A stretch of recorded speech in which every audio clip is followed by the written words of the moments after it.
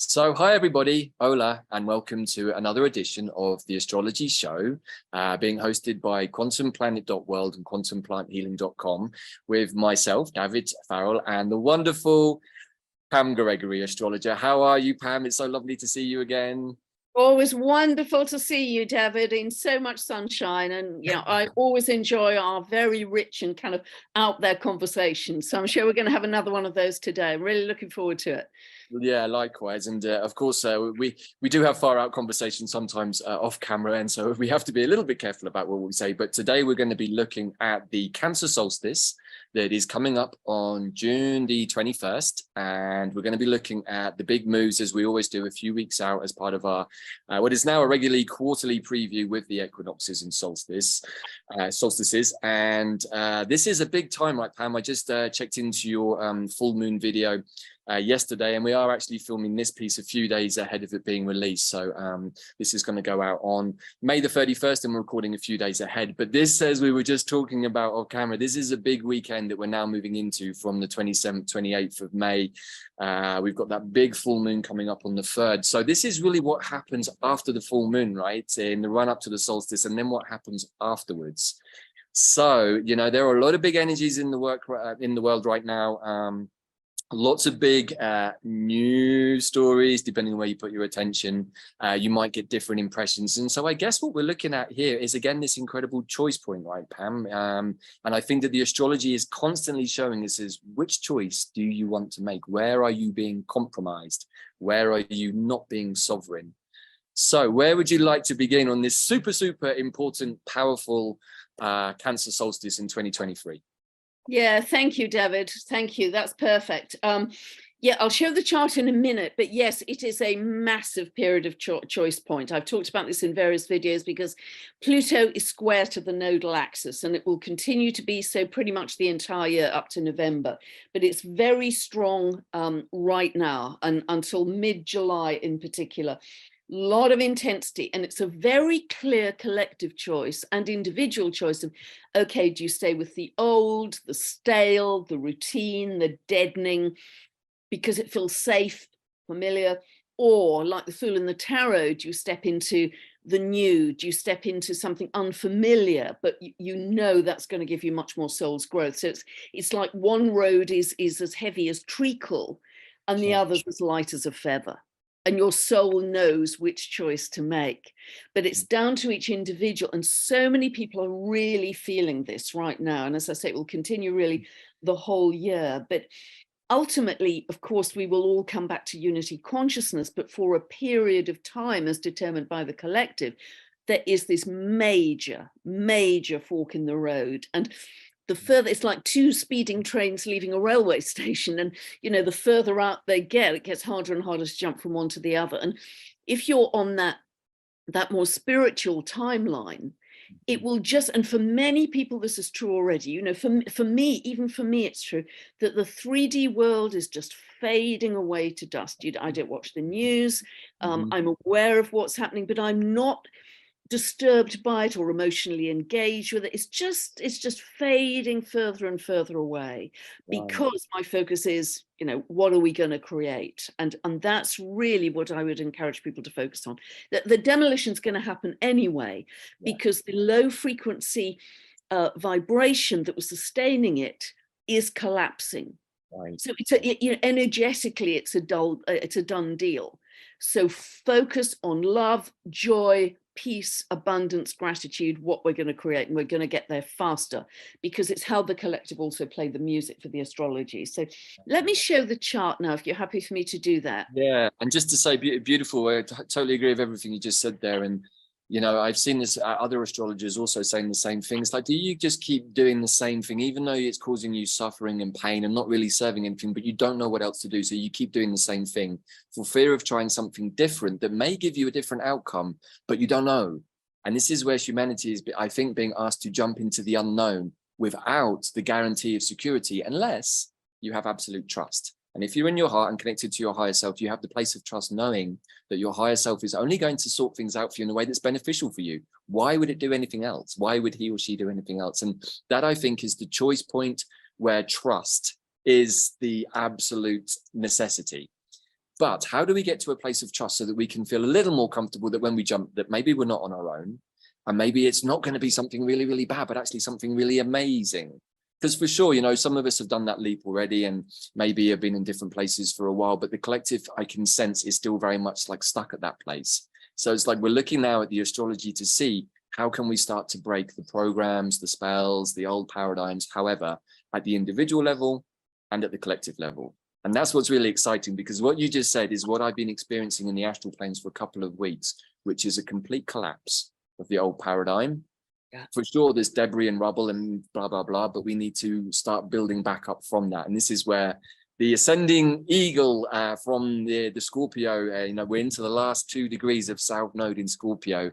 And it's a little painful because it's like the last of the poison wants to come out, you know, and I think we're going to talk a little bit about that. And you did a beautiful job in your full moon video about that. And because I'm having a nodal reversal return, it's very, very pertinent for me right now. And I feel like I'm being turned inside out because my North Node is at 3 degrees of Scorpio. And so this has been quite the process. Wow. So this really is a whole new episode.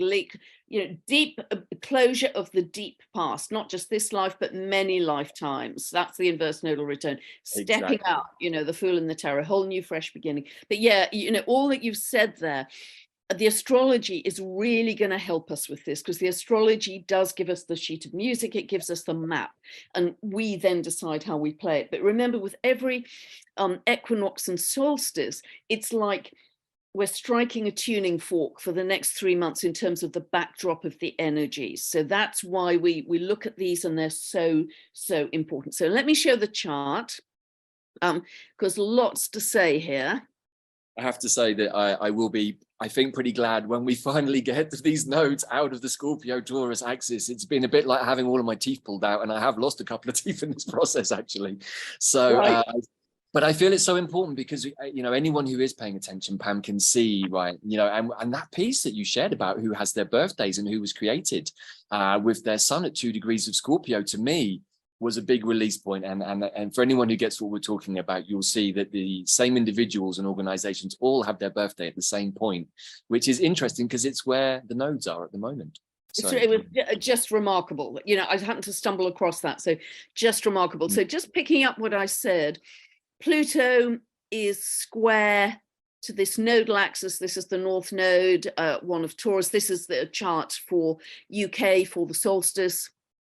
And therefore the South Node is always exactly opposite 1 degree of Scorpio, really in that last degree before the nodes change signs into Aries and Libra on the 18th of July. And I'll come back later and talk about that. So so this is the choice point I was talking about that will continue really all the way through to November, because even when the nodes move into Aries and Libra, we have Pluto until next January now at 29, or the last couple of degrees of Capricorn. So they move back in to cardinality, as it were, from fixity to cardinality. So that T-square still continues. Now, absolutely, as you've been saying, David, the South Node is very linked to toxicity, issues of trust, betrayal. Often with Scorpio, because of the sting in the tail, it's associated with medicine, particularly anything either diagnostic or anything which is invasive. You know, think of the pointy end of the scorpion's tail. So, you know, that's very interesting in itself. But this becomes like a seesaw, because the wonderful, wonderful tall planet Haumea that I've talked about many times, she is at 29 degrees of Libra, so conjunct the South Node for some months. She's hovering around the end of Libra, early Scorpio. And she is one of the strongest expressions, archetypes we have for New Earth. Even her shape is egg-shaped, because she's linked to the Hawaiian goddess of fertility. She can generate babies from all over her body. She can reverse her age from an old crone to a young maiden. She is about creativity, regeneration, and producing wild food with her magic stick, the Makalai. She's a very powerful archetype for New Earth. So we've got this seesaw of the collapsing old and but the birth of the new happening at the same time. It's not that we have to wait for the old to collapse before we build a new. They are simultaneous processes. They're happening right now. What is also, so much to say here, what is also very interesting is because Pluto is now retrograde and Saturn is retrograde, their archetypes are both linked to power and control of the old world. Saturn rules Capricorn, that Pluto's been moving through since about 2008, and just going to be hovering through those last 2 to 3 degrees until January, darts back in finally September to November, and then fully into Aquarius from November, December next year for 20 years. But these are the old symbols of power and control of the old world. Now, they're both retrograde, and that means that we are, not only are they digging deeper, finding other layers of where there's any lack of integrity, transparency, accountability that they're going to bring to light. So they're digging deeper. But we as humanity are going back over retrograde, thinking how well the systems of power and control have worked in the world. Right. Now, if we take, so they're both very kind of masculine, patriarchy type symbols. So the midpoint there of Pluto and Saturn is actually opposing this beautiful stellium grouping of planets in Leo. And Leo is about heart energy, which is beautiful. And it really is saying, with the collapse of these top-down systems, which is absolutely, it has to happen because of the energies, because the lower vibration energies are collapsing, because we've got such massive waves, and I'll talk about the evidence for this a little bit later, of new energies, new light codes, etc., coming in. It just can't be sustained. So it's it's this polarity that's linking in with Leo energy, which is about staying anchored in your heart. To be human, we have to stay anchored in our heart, because one of the potential dangers, shadow sides of Pluto moving into Aquarius, is controlled by technology. AI, controlled by technology, which is hyper-rational, hyper-intellectual, whereas to stay human is to stay anchored in our hearts. And this is what this beautiful stellium is all about. It's also, with Venus in the middle here, it's all about love. Right. It's having a love-based, heart-based consciousness that is so vital in going forwards. And this is beautiful, Moon Venus conjunction here in Leo. These are the two feminine principles as well. Leo is also the sign, Leo along with Aries, they're the two signs I associate most with sovereignty. Mm-hmm. Yeah. So heart-based, operating from love, and as opposed to the top-down control we've had in the past, which is in danger of, as Pluto moves into Aquarius, the shadow side, controlled by technology. So I really, really, really, really, really want to say here, be wise and conscious in the micro decisions you make in a day. If you're going to get a chip in your hand because it makes your shopping faster, think like a chess player. Yeah. Think down the line of where that could end up. Stay in your heart, stay in love, stay in your sovereignty, stay in humanity. And isn't it interesting, if I'm reading this correct, sorry, Pam, is that you've also got Mars conjuncting Venus there. So we've got the dynamic of the Mars and the Venus, the masculine and the feminine sort of galactic cosmic couples, the balancing of the masculine and feminine energy in the collective is vital. Absolutely vital. Absolutely, 100%. Yeah, much better balance. And this is beautifully feminine, Moon, Venus, absolutely exquisite. And also all of this stellium is squared by Jupiter. And I've been talking quite a few videos recently about welcoming an expanded consciousness of love. So Jupiter, literally expanded consciousness in Taurus, ruled by Venus, square to the moon and Venus. This is the expanded consciousness of love. When you can't think of anything else, or you're running into negative sort, not smart enough, young enough, welcome, flick it. I'm welcoming an expanded consciousness of love. And here you have a perfect astrological signature for that, of where we have to go. And remember, this is striking a tuning fork for the next 3 months for us. So, so being very aware of that. Now, other things that are really worth highlighting here. As you mentioned before we hopped on the recording, David, and I've talked about recently, we have Neptune exactly squaring the galactic center, 27 of Sagittarius. It's going to be doing that until 2026, but very strongly through this year and next. And this is really emphasizing also, which Saturn and Pisces is doing, emphasizing this increased psychic sensitivity, the shifting of density to light body, the downloads, the telepathy, the increased healing ability, the tuning into the galactic, the stepping back into our galactic citizenry. You know, we are becoming crystalline. We're becoming light bodies in a bigger and bigger way.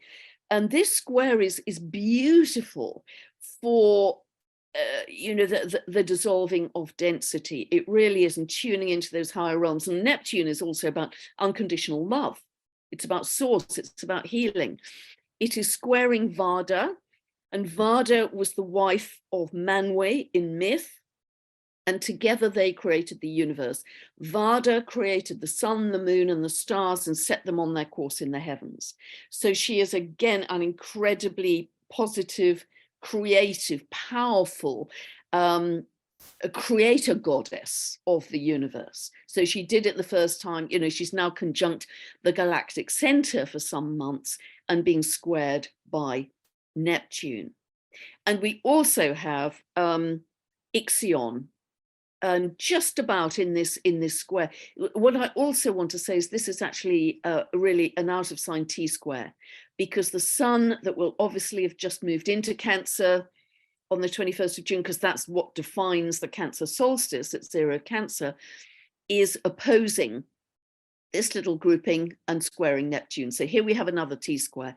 So the sun is really highlighting not only the galactic center, which it happens to do at every Cancer solstice, by the way, but it's also highlighting Vada, the female principle who created the cosmos, the planets, the stars. So this is like a rerun of that, if I'm making sense. And the sun is also opposing Ixion. Now, this is very interesting too, because in the lower expression of Ixion, another dwarf planet, Ixion was the lawless brother of Pluto, who murdered his father-in-law, had no regret. He was exiled from heaven. Zeus took pity on him and gave him a second chance. He then tried to rape Zeus's wife Hera, and at that point he was spun off onto a burning wheel into eternity, because, you know, he'd rather blotted his copybook. So in a negative expression, there is no moral compass. There's no regret over murdering somebody. And I think many of us can understand how that's playing out in the world. But at a higher level of expression, this is about following your passion as an individual, following your bliss, and going your own way beyond normal social mores and finding joy in simplicity. Just finding joy and simplicity, carving out your own path of joy, simplicity, and bliss. And this is also kind of echoing, in a way, Uranus in Taurus, because this is really partly about going back to the simple, growing food, being in nature, biodynamic, in tune with the rhythm of nature, going back to simple joys. So again, we have our potential fork in the road, because with so much new technology coming in, it's going to be very attractive, very tempting to jump on that bandwagon. But there's a whole other movement that's saying, no, keep it natural, keep it simple, keep it organic, bare feet on the grass, back to nature. That's going to anchor you. So, super, super clear. Other things to mention here. I'm sorry, I'll just get it all out, and then you can. My mind's already completely just exploded, and I'm looking at sorry. No, it's okay. We're going to always watch the replay several times, but the other thing which I think is interesting and is Mercury, which rules Gemini, is moving very fast, particularly from the 11th to the 26th of June. It's moving very quickly. Gemini is quick. Mercury is quick. And Gemini is to do with the facts, the information, the news, but it's also our mental perspective on things, how we see things. It's the kind of lens through which we see things. Uranus, which is the higher octave of Mercury, is also now moving very quickly. It was kind of hovering about the mid degrees of Taurus for quite some time. It's now moving very quickly for Uranus, because it has an 84-year orbit. It is now at the degrees 20, 21, 22, where it hasn't been since 1940, because it has an 84-year orbit. So what that says is, particularly because just before the solstice, we have a new moon in Gemini, so new perspectives, new thinking, is about new ways of looking at things with new eyes, looking at the same facts with new eyes and new perception. And that's going to be coming in quickly, because both Mercury and Uranus are moving so quickly. Uranus is also the planet of awakening. It's like a whole shift of perspective. And wow, why didn't I see this before? And it's going to be rapid. There's going to be a real jump of energy at this solstice. And the other things to say, which are very, very interesting, this is going to be quite long term. Pluto, as I've said, is hovering between last few degrees of Capricorn and early Aquarius up until December 2024, when it moves fully into Aquarius for 20 years. Sedna is essentially its dancing partner. Now, Pluto has a 248-year cycle. Sedna has an 11,400-year cycle, but it equally is moving out of the last couple of degrees of Taurus, another Earth sign, and into Gemini. So both of them, kind of holding hands in this dance, are moving out of the last couple of degrees of a heavy, slow, dense, materialistic Earth sign and into air, which is much faster.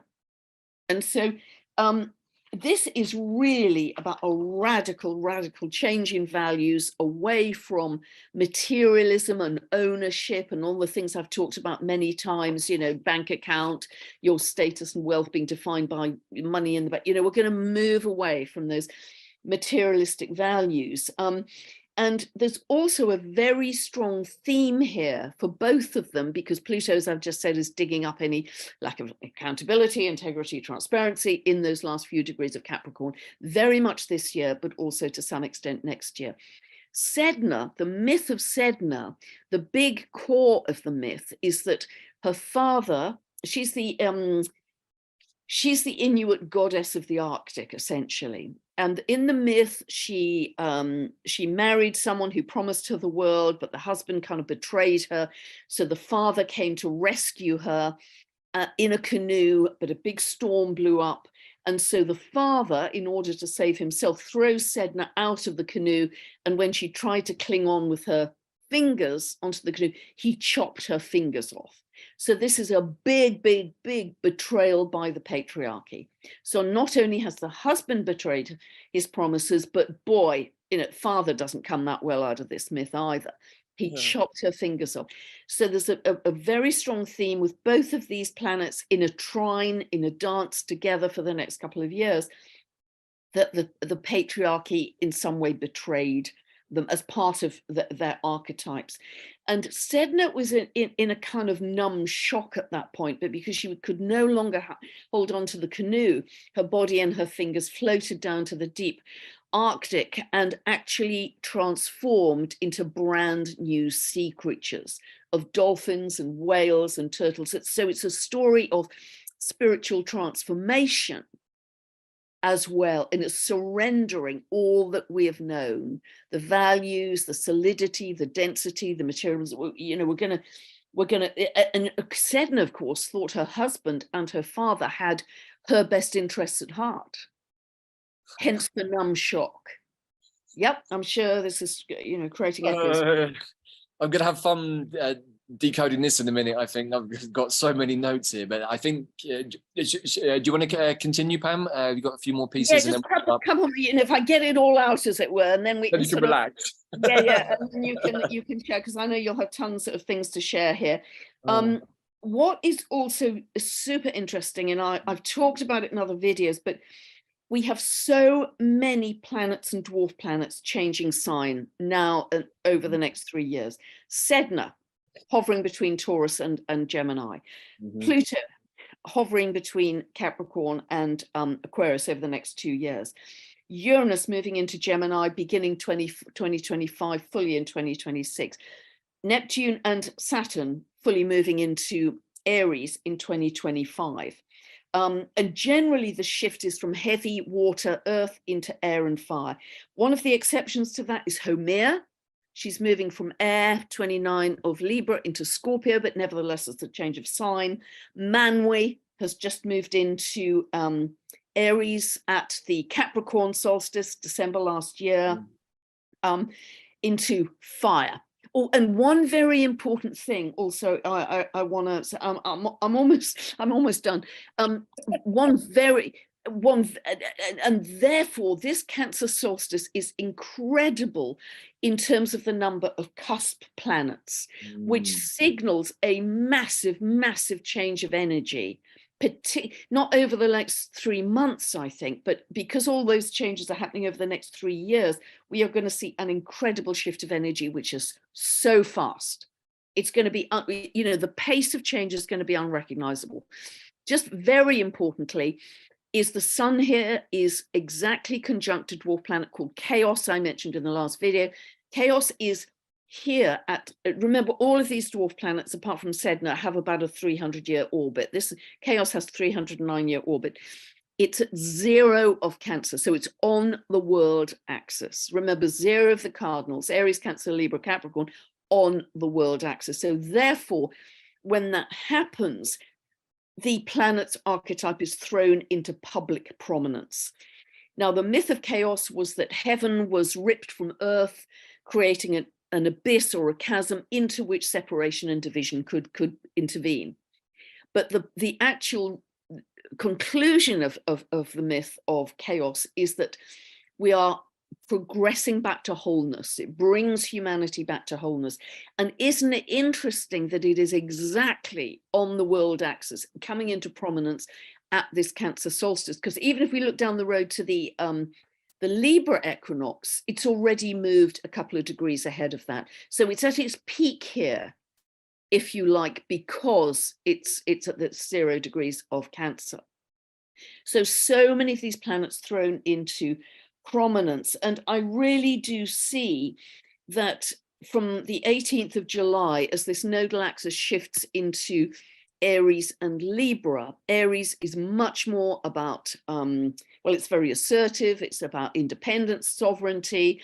It's dynamic. It's self-sufficient, moving away, South Node Libra, from any kind of codependency. We are going to be, forging our own path. I do think that things could become quite lively in the collective, because as this North Node moves backwards into late Aries, I haven't written her in here, but Eris, warrior sister of Mars, dwarf planet, the truth teller, the street fighter, the one who stands for justice, social inclusion. The North Node comes to conjunct Eris for several months through till about October.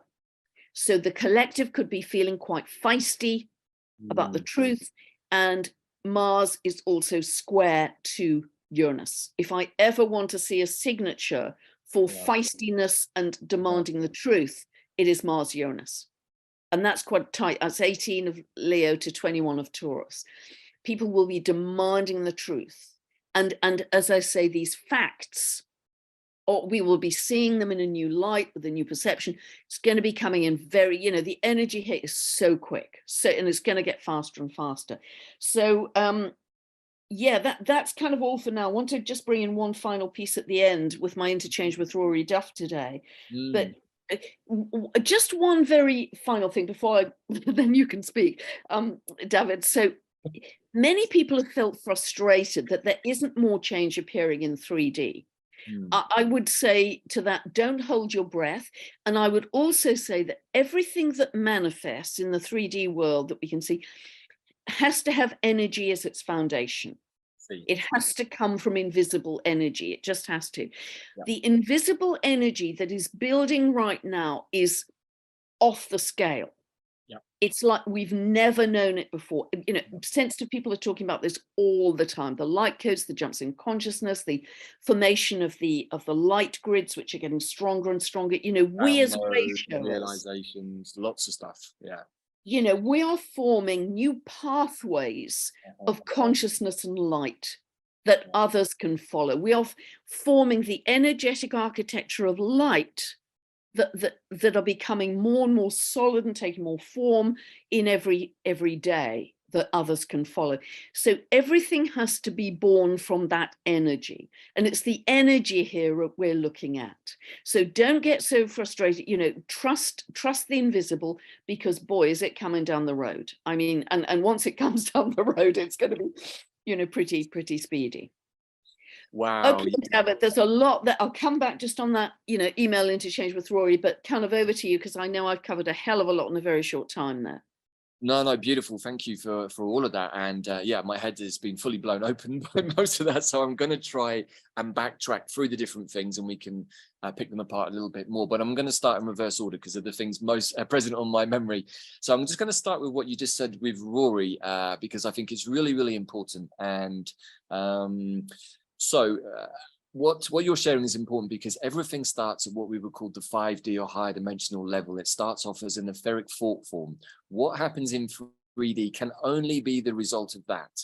Cannot be the other way around. It has to be that way around. So if we're trying to build the world from 3D, it's not going to work.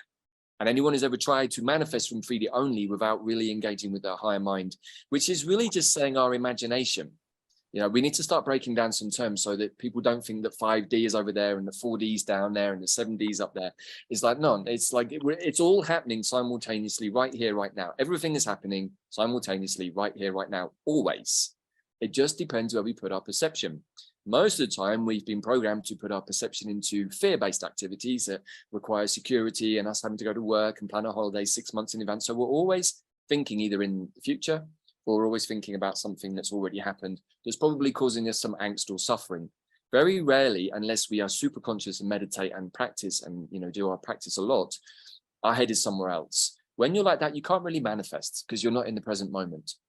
So what you shared about the Leo energy is really important, because the heart is the connection directly to our higher self.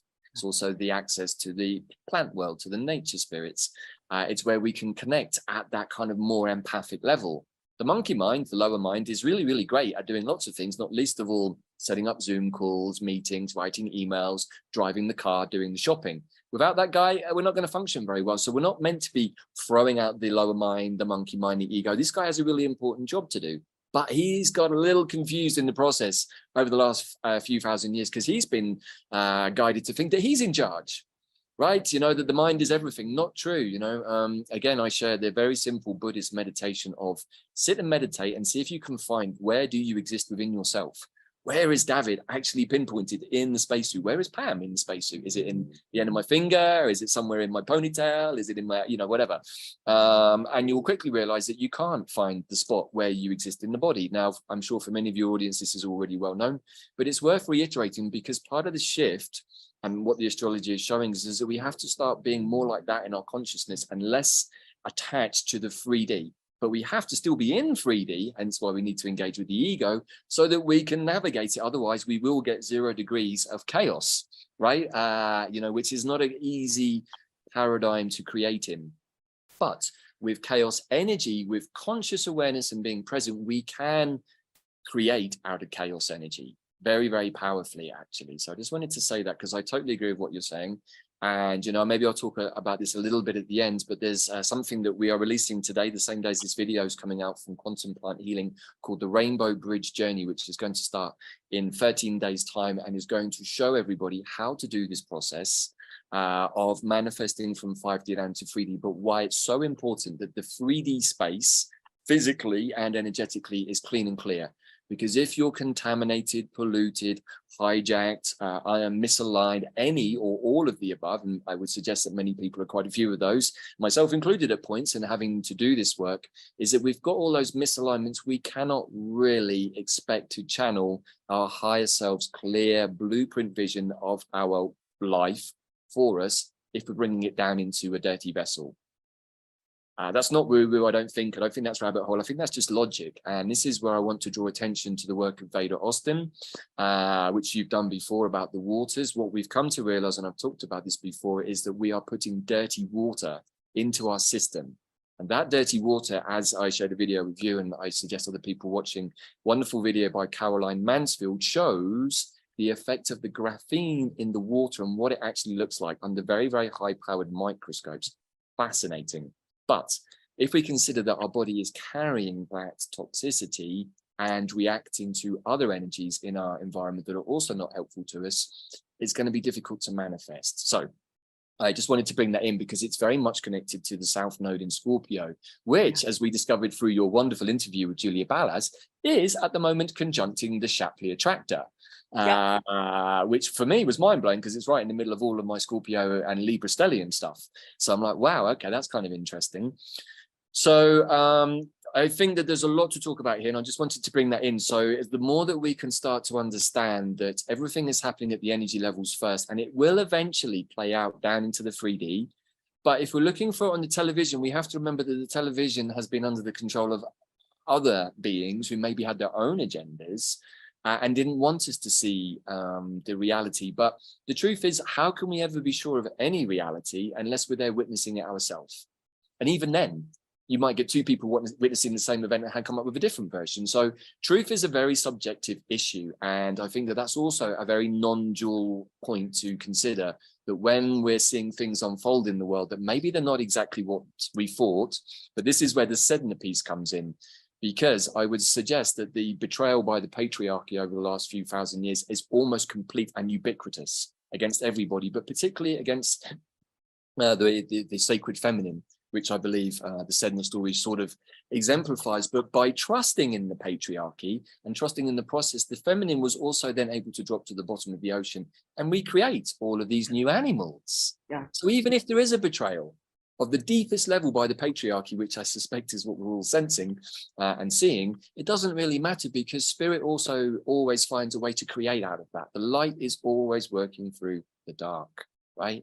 So there's never any reason to be stressed about anything. There's always a reason to be positive about something, but you have to keep transforming it within yourself. You have to keep working with those Scorpio energies to go, to go through a death and rebirth process. So I think that there's so many wonderful signatures here, Pam, that you've alluded to, and I think that that Sedna one was really, really interesting. But I want to throw in a couple of other lesser known asteroids into the mix, which we talked about before, but I think are super significant.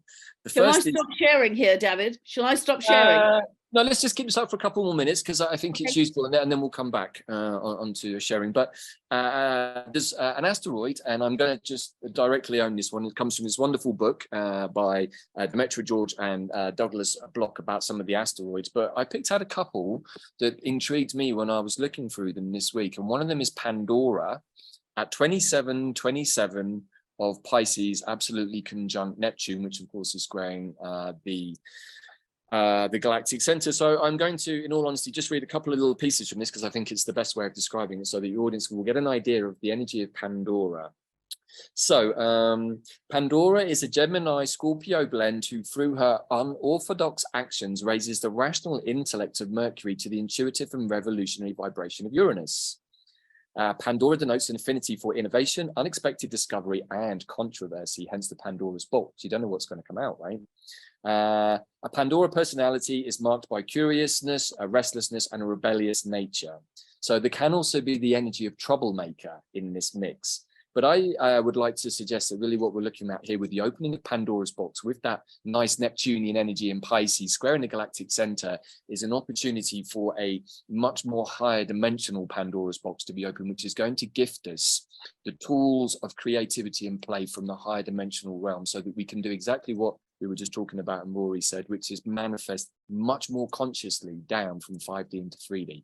So I think that's beautiful. I think that's absolutely fabulous. I'd really, particularly because it's square to the galactic center, and really Uranus moving into these new degrees. I mean, Uranus is always about the galactic, the foreigner, the outsider, but we are stepping back into our galactic heritage, and the fact that Sedna is coming back to its closest point to the Earth, 11,400 year orbit, and she goes way out to the edge of the Oort cloud. So she's bringing back new cosmic information back to the Earth to reawaken our galactic heritage. We're going to remember that.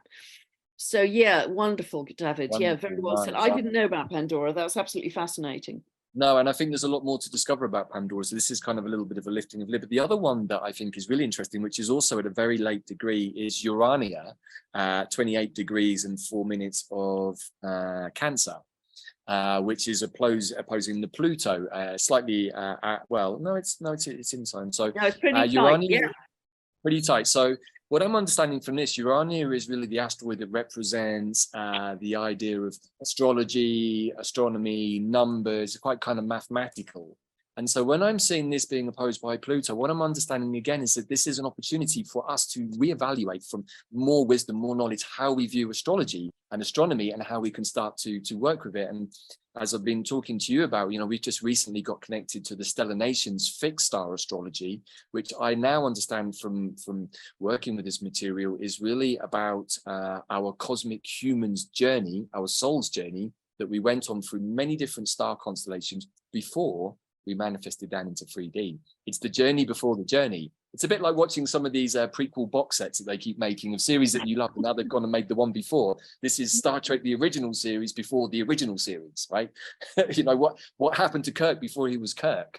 It's kind of a bit like that. So I think that this is really, really exciting. And again, the more we look at these KBOs and asteroids and centaurs, and even now this fixed star astrology, which we've been, I think you brought in at various points with the Aldebaran and Algol, there's quite a few hundreds, and they're grouped into different nations to do with dragons, angels, serpents, whales, dolphins, arthropods, great bears, Christ consciousness, and a few others. And what we understand is that is our DNA. That is our star DNA that we carry within us.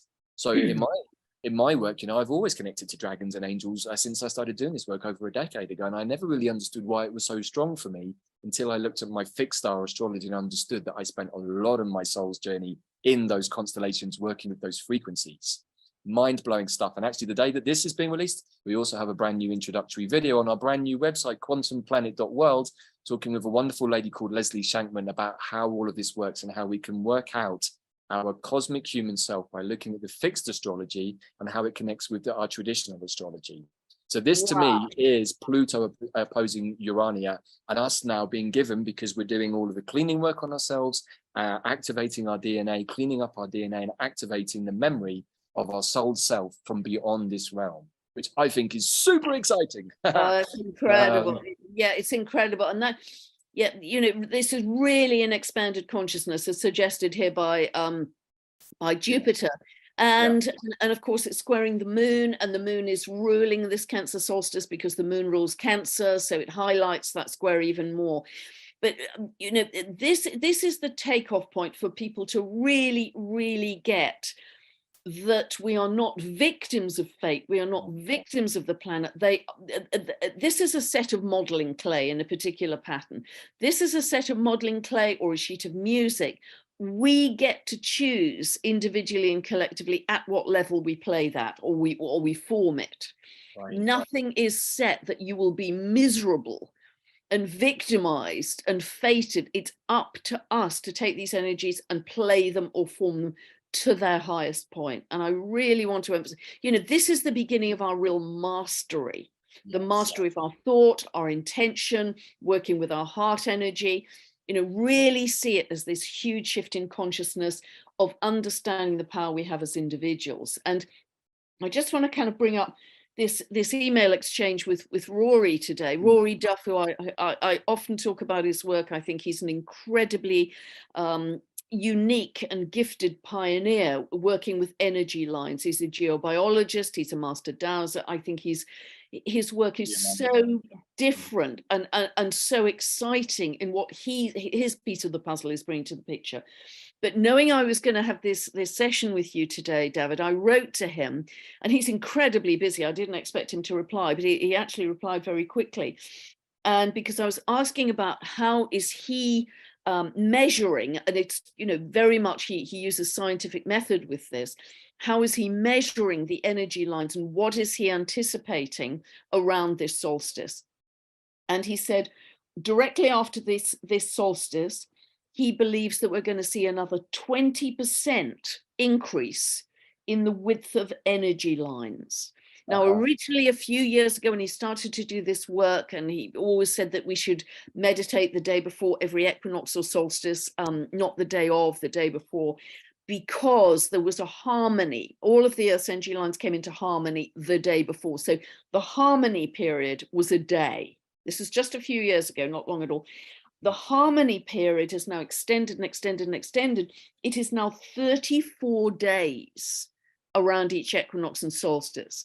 And he has been saying by December 2024, which of course is when Pluto fully moves into Aquarius, we are going to have year-round harmony of all of the energy lines across the Earth for 200 years.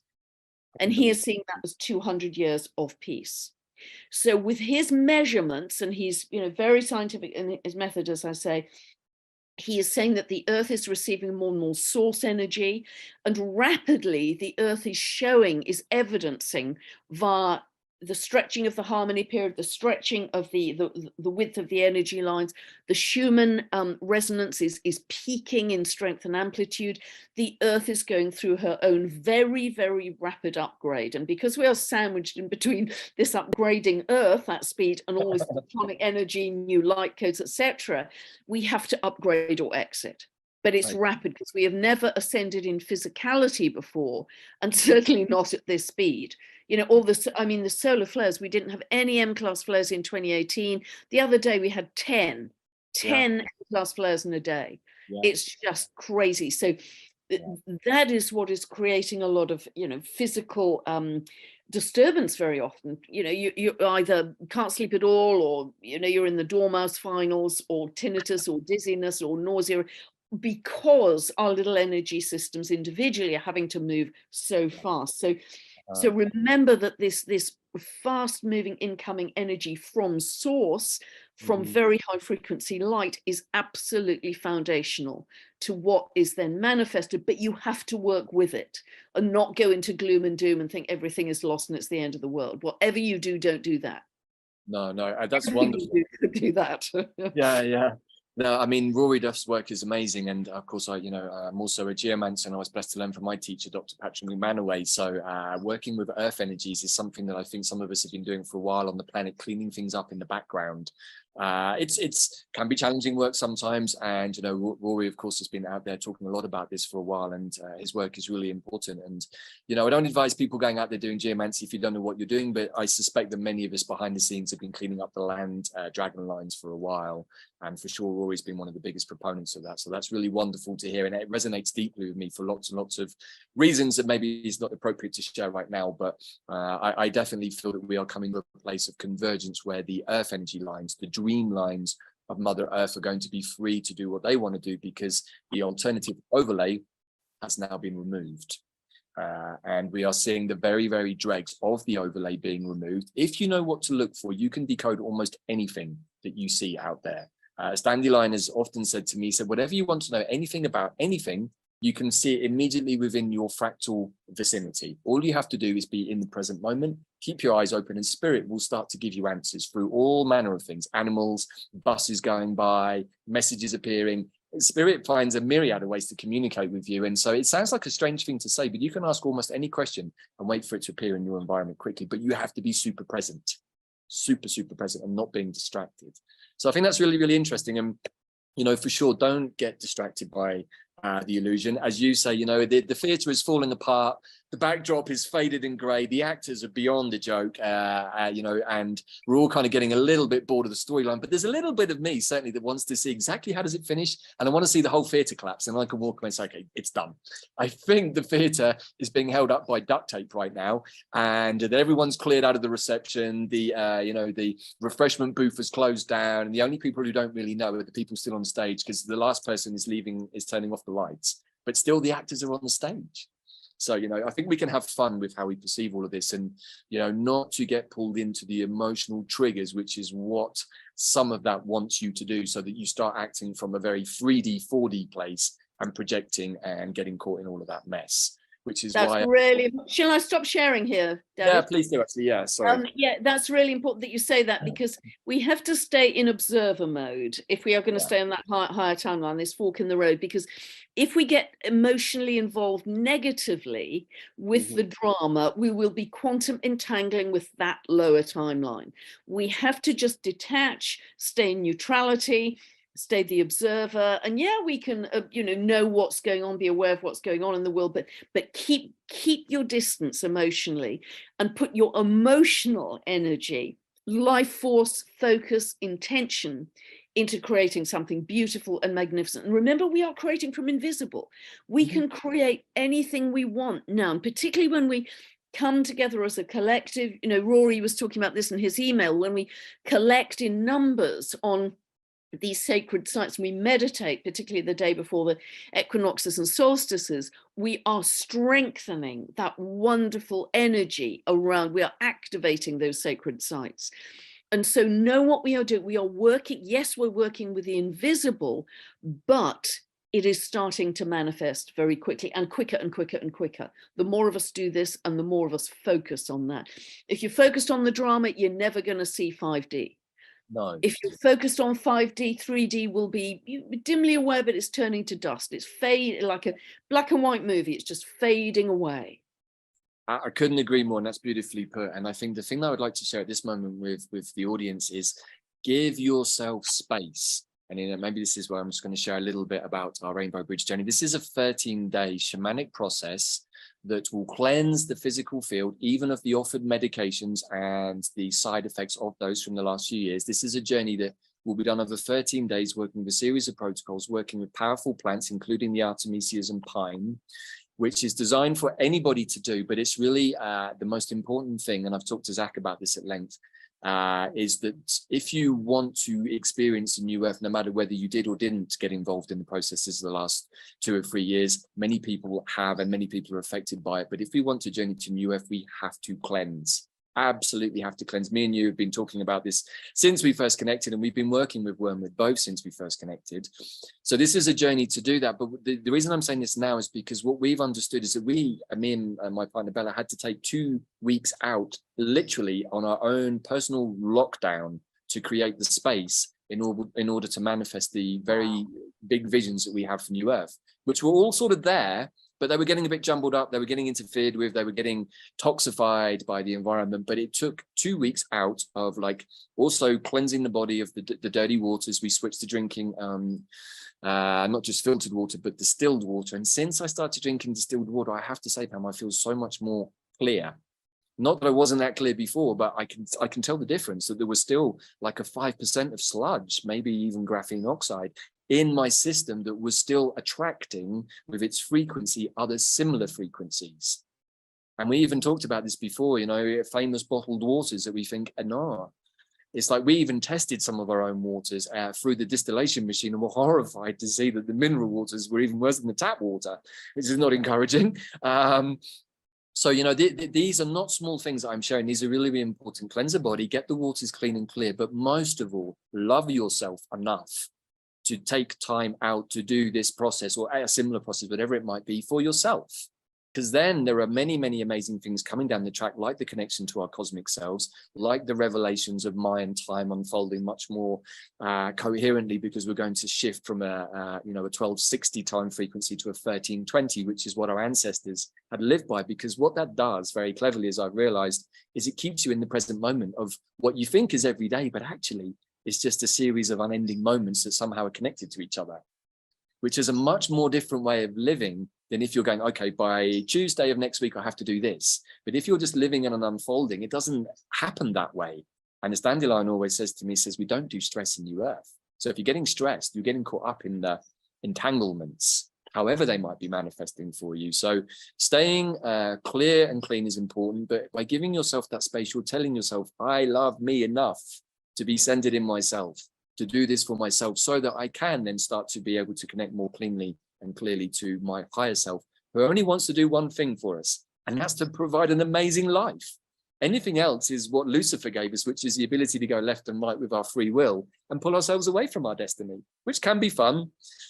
sometimes we get into trouble, and then we come back to the center and realize, oh, actually, I think I just want to be in the flow that my higher self created for me, and not take these devious left and right turns that can often be fun, but often get you into karmic trouble, right? So we're coming back to our center line self, the middle path, as a Buddhist would call it. And when we get into that beautiful alignment from here in the heart up to our higher self, then we have that beautiful clear channel. But we have to make sure that our chakras are all clean and clear, that our toroidal field is flowing, that we don't have low frequency gunk attracting more low frequency gunk. And it's a practice. And you know, I'm sorry if people want to have an instant get to new earth without doing anything kind of a gig, but it's not really the point. The point is the journey, right? And if we don't want to do the journey, then one has to wonder why you want to be here at all. You know, we chose to be here. And I think that's also really important, is every one of us signed up to this craziness, right? This incredible hallucination. It is Mother Earth, but it's incredible, right? So why not take part? And I think that that's where we can really start to have a lot of fun with this, is remind ourselves that we're meant to be having fun and playing here. And if we're getting all bent out of shape and serious and stressed, then maybe we're not playing the game the right way. We now realize how the game was being played by the 1%. But now us, the 99%, have got the same rule book, and we understand how it was being done. And now it's our turn. And this is where it gets fun. So yeah, I really agree. And talking about being in the present moment, North Node moving into Aries. Aries is very much the sign linked to I'm in the present moment. You know, right. Absolutely super focused and present. Yeah. So wonderful. Anyway, you know, just to conclude, so this particular healing process will start on June the 13th, run for 13 days. So it's going to run over this solstice, which I think is amazing, because we're going to be working with all of these energies of the astrology and more to set up people so that they can really step into the process that we have been talking about, I think, on every video since we started working together, and you say in every video, which is like, we are able to manifest new earth ourselves at the individual level. And if each one of us does that, don't worry about what everybody else is doing. Take the responsibility for yourself. So I think that that's probably it, Pam. You know, this has been amazing. I love doing these. I want to say a huge thank you. I know I say this to you quite a bit, but really feel blessed that you've been such a wonderful teacher for me over the last couple of years, doing these videos, teaching me about astrology, inspiring me to go and look at KBOs and work with people like Kelly. And I just have so much fun with all of this, and so much of what is here in my life is because of doing this with you, Pam. So I want to say, oh, bless. I'm so thrilled. I'm so thrilled you're living a wonderful life, and you know, you've manifested it. You've manifested it yourself. So you know, down to you. It's your efforts. But yeah, it's been an absolute joy to share these sessions with you, and we'll hopefully continue to do that, because they're so, you know, we are in the crucible of change. These are massive, massive times of spiritual transformation that we're living through. So I hope these conversations that David and I have are really helping people out there to stay focused, positive, and just, yeah, bring it on. And you know what, just as a final thought, we didn't really talk about him today, but my new buddy Hidalgo, another asteroid, is currently at 18 degrees of Scorpio for this solstice. So he's going to be directly opposing Uranus in Taurus, which I think is interesting because, you know, if anyone watches the Hidalgo video, he was the warrior priest archetype, and he was a revolutionary. And anyone who's watching the news right now can see that Mexico is very much in the news because a volcano over CDMX is on the verge of exploding. And so the whole area is being reinforced. So there's a lot of mythology around Mexico being very much at the center between the eagle and condor prophecy that joins the Americas, because Mexico is the bit that joins. So I feel that in the world to come, the geography of the world influences is going to change a little bit. And I think it's super interesting that Hidalgo wanted to speak at this time with his north nodes are also exactly the same as the ones we're experiencing at the moment. So we're witnessing time loops playing out, and Hidalgo's journey to San Antonio to reinforce Mexico against the invading French was never completed. But now we can see many activities going on the border that are now bringing many other avatars of the past work to their conclusion in this time space, because we're able to give quantum awareness to it. So amazing. Yeah, amazing. And of course, Uranus in Taurus is about new lands, extreme earth changes. Homer, in her fire goddess expression, created the islands of Hawaii. So we should expect, you know, some big stuff happening to create new earth. Absolutely. Revolutionary energies, however they manifest. So I just wanted to share that. You know, there's a lot of fun to be had with the astro.com chart system, and you can program in all kinds of things. And I had a bit of fun with this the other day, final thought, and I found an asteroid called Datura. First flying object in the sky that I have found that is named after a plant, and it happens to be a plant that I know.